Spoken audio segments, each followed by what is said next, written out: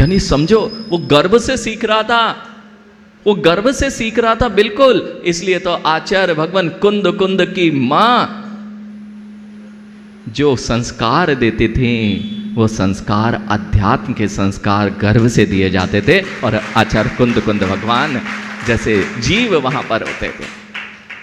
यानी विचार करना, ये जो एज मैंने कही है 12 वर्ष से 19 वर्ष की जो उम्र कही गई है, इसका नाम है टीन एज। क्या नाम है? 13, 14, 16, 17, 18, 19। 20 में टीन नहीं है, इसी का नाम है टीन एज।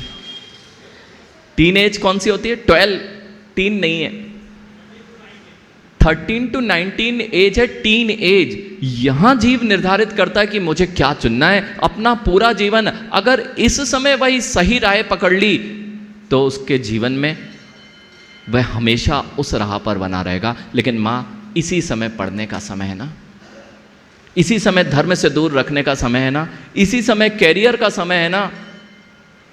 आपने बनाने भेज दिया कैरियर, पढ़ने भेज दिया, ना तो घर के संस्कार, ना कुल के संस्कार, और ना गुरुओं का सानिध्य।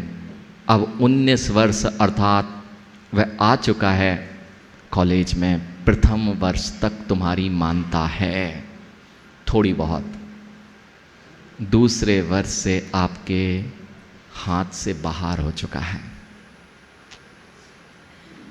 इसलिए जिन जिन बच्चों को, ये अभी बात कर रहा था आशुतोष की, भुवनेश भी बोल रहा था कि कल कक्षा है, बच्चों से मैं किन बच्चों को तार्किक माध्यम से यह स्थापित करना चाहता हूं कि तुम्हारे पास है क्या और जैन धर्म के पास ऐसा क्या है। इसलिए 12 वर्ष से मैंने उसका ऐसा रखा, जब तर्क बुद्धि खुलने लग जाती है उसी समय यदि उसे सही तर्क दे दिए जाएं तो वह कभी भटकाव में नहीं आ सकता।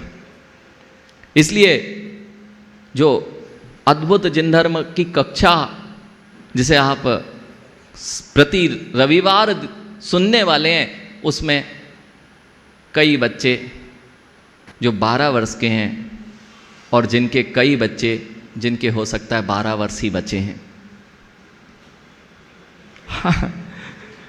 हो सकता है कईयों के बच्चे, अच्छा जिनके बच्चे 12 वर्ष से ऊपर के हैं वे भी सुन सकते हैं, और जिन्होंने 12 वर्ष के बाद ऐसा कोई सानिध्य प्राप्त नहीं किया वे भी आके सुन सकते हैं कि क्या हम भूल चुके हैं। आखिर ये क्या ग्रंथ में लिखा है? बिल्कुल लिखा हुआ है। आज आप जो यह सुन रहे हैं, जीव को संस्कार कैसे आते हैं और सम्यक कैसे होता है, यह बात आप सीख सकते हैं आंखों से। क्या सम्यक आंखों से हो सकता है? सम्यक ग्रहण आंखों से हो सकता है? बिल्कुल, आंख से भी सम्यक ग्रहण होता है। जो चीज देखी जाती है वह ग्रहण होती है। तो आज आचार्य भगवान 10 भेदों में से दूसरा भेद कह रहे हैं, मार्ग सम्यक। कौन सा है? सबसे पहला था आज्ञा सम्यक।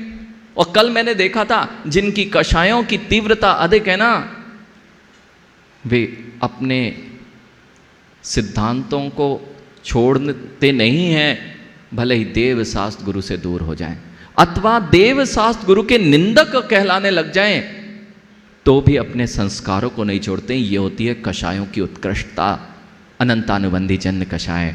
लेकिन क्या अनंतानुबंधी जन्य कषाय केवल और केवल देखने से परिवर्तित हो सकती है? हाँ मां, सबसे पहले तो जिनेंद्र भगवान को देखने से परिणाम सबसे निर्मल होते हैं, क्योंकि जिन बिंब दर्शन यह प्रथम कारण है जिससे कि जीव सम्यक को ग्रहण कर सकता है। मात्र जिन बिंब दर्शन। देखो कल बच्चे भैया वृत्ति में भजन सुना रहे थे परसों, और क्षमा सागर जी वह भजन अधिकांश गाते थे, उनका नहीं है लेकिन वे गाते थे, और वह भजन गाते थे और मैं भी उस भजन से बहुत जुड़ा रहा। लेकिन ऐसे ही जब कभी विशुद्धि बनी और उसी तर्ज पर कुछ पंक्तियां लिखी, और पंक्तियां अध्यात्म को लिए हुए थी, तो भजन गाते हुए वह परसों की चीज़ मुझे याद आई। और एक बात ये थी कि आज सब परेशान हैं। क्यों पता है? सबसे ज़्यादा परेशानी है जहां तुम्हारी दृष्टि पड़ जाती है वहां। आंख जो उठी तो मन को चंचल कर रही। याद आ गई कौन सी दोने? आंख ये उठी तो मन को चंचल कर रही, निज से निज को दूर कर पर में ही ले जा रही। आंख ये पलकें जो ये उठी मन को चंचल कर रही, निज से निज को दूर कर पर में ही ले जा रही। कर ले अक्ष पर दृष्टि कर, यही तो मोक्ष मार्ग है। निज द्रव्य गुण पर्याय भूत ही तेरा अस्तित्व है। निज द्रव्य गुण पर्याय भूत ही तेरा अस्तित्व है। निज में निज को पाना है तो निज में निज को देख ले। निज में निज को पाना है तो निज में निज को देख ले। निज द्रव्य गुण पर्याय भूत ही तेरा अस्तित्व है। एक कुछ छंद उसी तर्ज पर। आगे आगे अपनी के मैं गाता चलूं, सिद्ध नाम सत्य है, अरिहंत नाम सत्य है। और ये अखिलेश एक दिन उठावनी की कथा सुना रहा था। हाँ बिल्कुल, सत्य को सुनाने के लिए अच्छी बात है, अच्छी चीज सुनाई थी, लेकिन सुनाता ही नहीं रहे। केवल सुनाता रहेगा तो काम नहीं बनेगा। मैंने कहा एक है आंखों से ग्रहण होता है, दूसरा आचार्य भगवान कह रहे हैं आप जो सीखते हैं, जो संस्कार पढ़ते हैं, वह उपदेश से संस्कार पढ़ते हैं। अभी ये आशुतोष था ना, तो जब बोल रहा था ना तो सबके अंदर उत्साह था। हाँ, अंतर आ जाता है। अगर वीर रस की कविता हो ना तो आदमी वीर रस में आ जाता है, और यदि भोज्ञानी अध्यात्म की बात होती है ना तो जीव अपने आप शांतता को प्राप्त हो जाता है।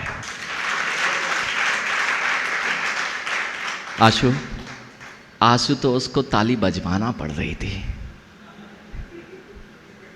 वीर रस वाले को हो सकता है बाह की क्रिया करवानी पड़े, लेकिन जो अध्यात्म की क्रिया होती है वह हृदय से होती है, ताली बजवाना नहीं पड़ती है। मैंने नहीं बोला, बस मैं आपको वहीं ले जाना चाह रहा हूं। जब आनंद आता है ना तो बाहर में भी भक्ति उमड़ती है, और वह भक्त बनता हुआ जिन्हें भगवान के चरणों में नाचता गाता मिलता है।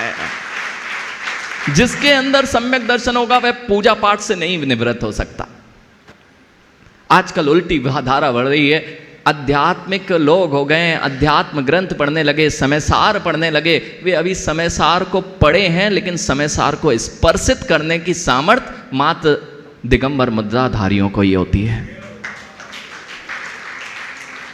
बिल्कुल सत्य है। जिसको कोई कष्ट है अथवा जिसको यह बात हजम नहीं हो रही हो, उसको तो मुनि बन के ही देखना पड़ेगा कि क्या मैं सही कह रहा हूं या नहीं कह रहा हूं। आप कितने ही समयसार के निष्णात हो जाएं, अनेक बार आप समयसार जैसे ग्रंथ को, अध्यात्म को आप पढ़ चुके हों, लेकिन अध्यात्म का पढ़ना और अध्यात्म की अनुभूति, ये दोनों ही भिन्न विषय हैं।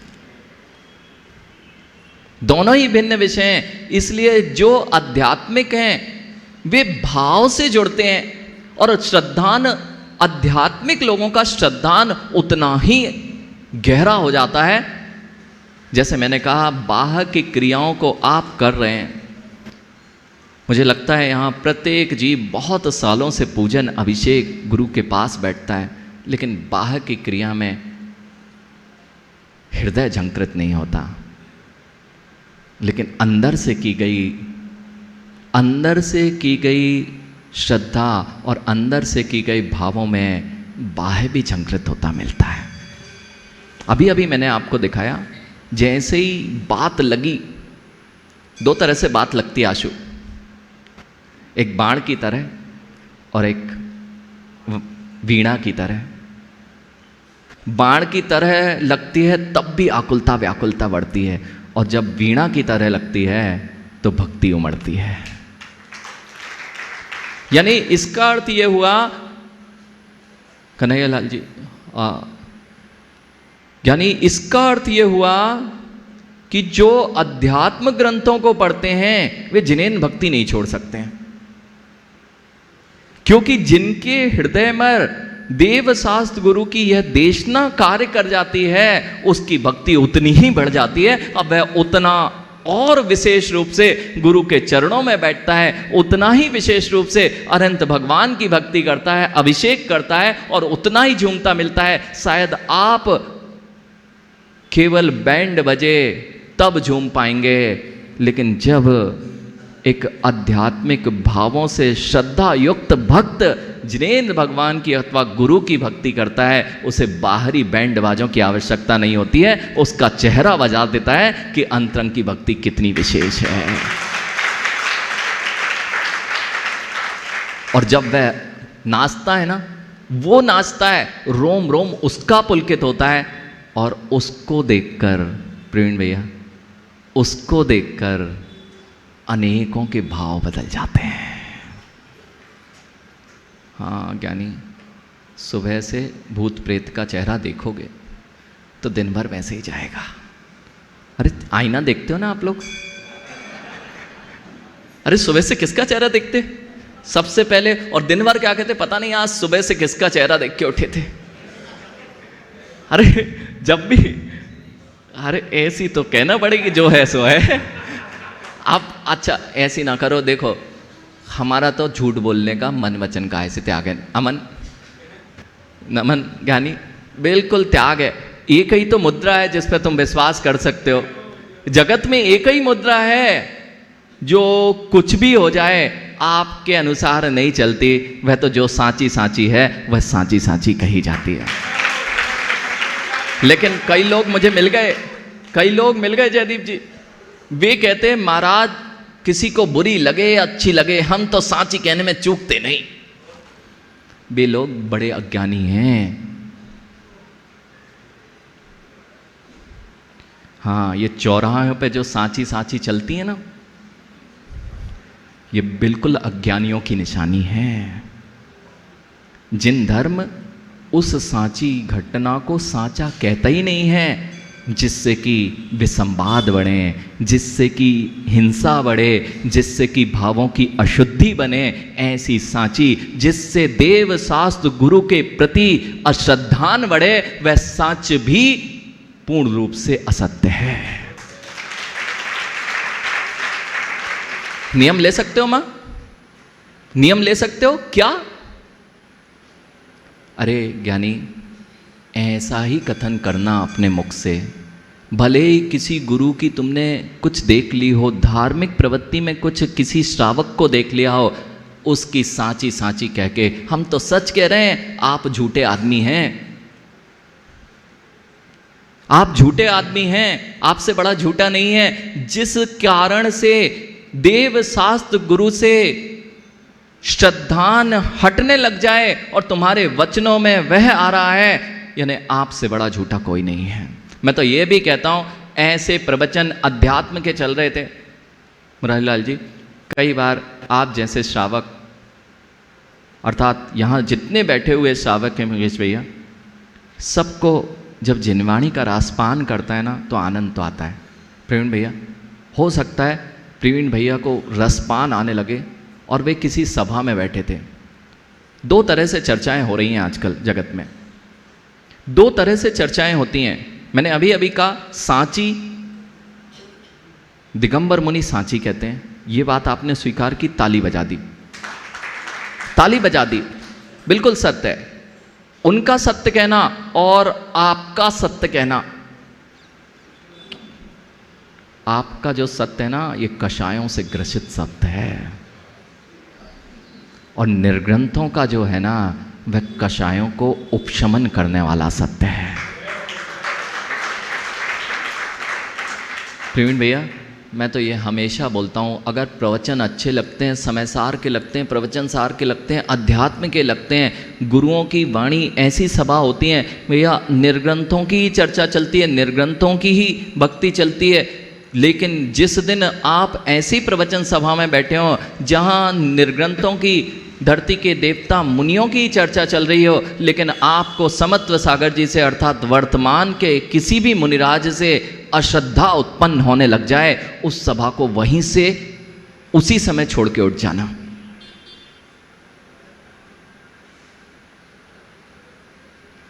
यानी अरिहंतों की और निर्ग्रंथों की भक्ति चल रही, निर्ग्रंथों की महिमा गाई जा रही, और वर्तमान के हों या भविष्य के हों, किसी भी गुरु से तुम्हारी श्रद्धा टूटने लग जाए, यानी वह प्रवचन नहीं है, वह प्रवचन नहीं है। प्रवचन तो वह होता है जिससे चाहे भूत के हों, चाहे वर्तमान के हों, चाहे भविष्य के हों, हर निर्ग्रंथ से तुम्हारी श्रद्धा जुड़ जाए, इसलिए तो तुम प्रवचन सुनने जाते हो। इसलिए प्रवीण भैया, ऐसी सभा से अपनी रक्षा करना। लगेगा जिनवाणी सुन रहे हैं, बहुत प्यारी लगेगी, लेकिन जिनवाणी माँ, जिनवाणी तो बहुत प्यारी है, लेकिन लोगों की कषायों की बूंदें ये प्यारी नहीं हैं। इसलिए अकषाई, जिन्होंने 3 कषाय चौकड़ी का त्याग कर दिया है, ये विष मिला के नहीं पिलाते, और जिनने संयम ही धारण नहीं किया है, ऐसे जीव कब अनंतानुबंधी का विष और विपरीतता का विष मिला दें पता नहीं चलेगा। माँ, कभी ध्यान, आपने दूध लिया, दूध अगर घर में महोत्सव हो तो बड़ी सी टंकी में आपने दूध एकत्रित किया, बहुत सुंदर दूध, स्वच्छ दूध, सफ़ेद दूध दिख रहा था। अनेक व्यंजन जितने भी बनते हैं, किससे बनते हैं? दूध से बनते हैं। लेकिन क्या हुआ कि 2-5 बूंदें विष की डाल दी जाए, दिखेगी भी नहीं। 2-5 बूंदें विष की भरी टंकी में दूध का, सफेद दुग्ध में 2-5 बूंदें मां छोड़ी गई हैं। पी लोगे? पी लोगे? दूध तो सफेद है ना, बिल्कुल वैसे ही है ना, व्यंजन भी वैसे ही बनेंगे ना, कुछ फर्क नहीं पड़ेगा ना। यानी वह विष की एक बूंद तो हो सकता है तुम्हारे एक भाव का ही नाश करे, लेकिन जो आज सभाओं में, जिनवाणी की सभाओं में, अध्यात्म की सभाओं में जो देव शास्त्र गुरु के प्रति अश्रद्धान का विष घोल दिया जाता है, वह तुम्हारे भवों को नाश करने वाला हो जाता है।